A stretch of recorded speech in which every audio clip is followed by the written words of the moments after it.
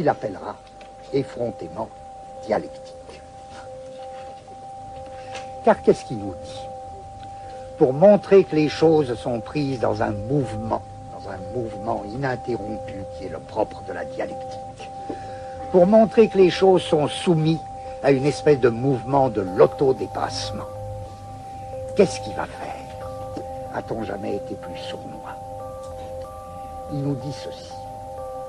Il nous dit, partons de ce qui est le plus sûr. Imaginez, on fait un dialogue des morts. Pensons que Hegel explique ça justement à des philosophes anglais. Vous allez deviner vous-même quand est-ce que les Anglais vont commencer à rire. Hegel dit, avec sa gravité, je retire tout ce que je viens de dire sur Hegel, et c'est évident que c'est un immense génie. Ben enfin, si vous voulez. Suivez-moi bien. Il nous raconte une histoire qui paraît très belle, très convaincante. Il dit, voilà, il y a la certitude sensible, la conscience empêtrée, c'est le départ de la phénoménologie de l'esprit. La conscience enlisée dans la certitude sensible. Et elle dit, le sensible, c'est le dernier mot des choses. Là, les philosophes anglais peuvent se dire, il est déjà en train de nous trahir, cet Allemand. Il est déjà en train de nous trahir. Mais à la limite, il dirait, oui, peut-être que nous, on peut dire ça, on a dit ça, oui, la certitude sensible, elle est première et dernière. C'est en effet un thème qui parcourt ce qu'on appelle l'empirisme. Et comme chacun sait, l'empirisme est anglais. Bon, alors, voilà. La conscience prise dans la certitude sensible. Elle épouse la particularité, la singularité. Et Hegel, splendide, analyse la singularité et va montrer que c'est une position intenable parce que on ne peut pas faire un pas sans précisément dépasser ce stade de la certitude sensible. Et pour le montrer, il dit voilà, la conscience sensible est comme déchirée, ça va être ce déchirement qui va être le premier stade de la dialectique de la phénoménologie de l'esprit. Elle est comme déchirée car elle croit saisir le plus particulier et en même temps, elle ne saisit que l'universel abstrait. Pourquoi elle croit saisir le plus particulier? Elle croit viser le plus particulier dans le sensible, et elle l'exprime en disant « Ceci, ici et maintenant ».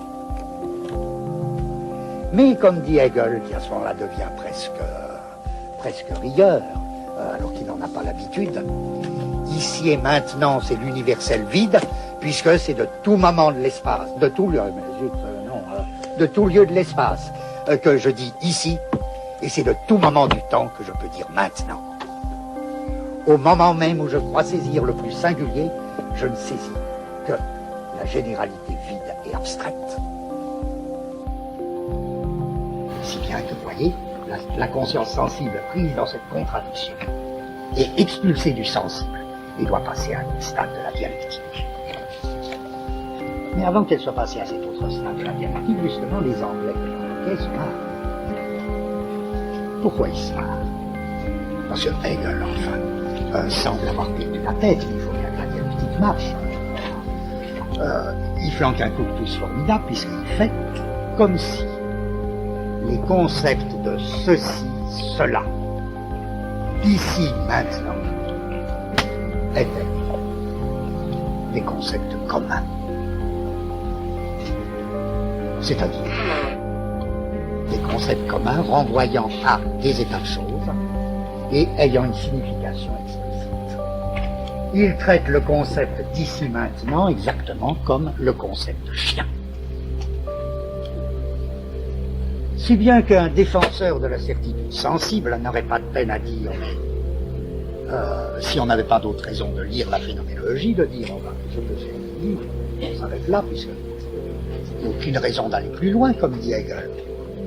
Hegel pense que la certitude sensible se dépasse elle-même parce que simplement il a fait un tour de passe-passe, à savoir, au lieu de s'apercevoir que, ici maintenant, le nom propre, etc., était à la lettre des embrayeurs, il est traduit comme des concepts communs.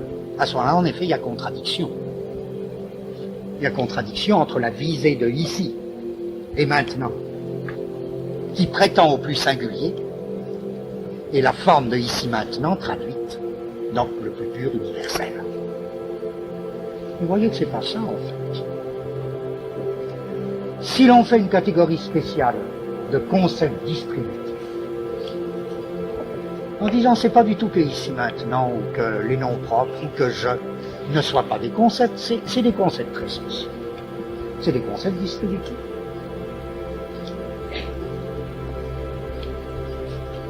Et des concepts distributifs, vous ne pouvez absolument pas les aligner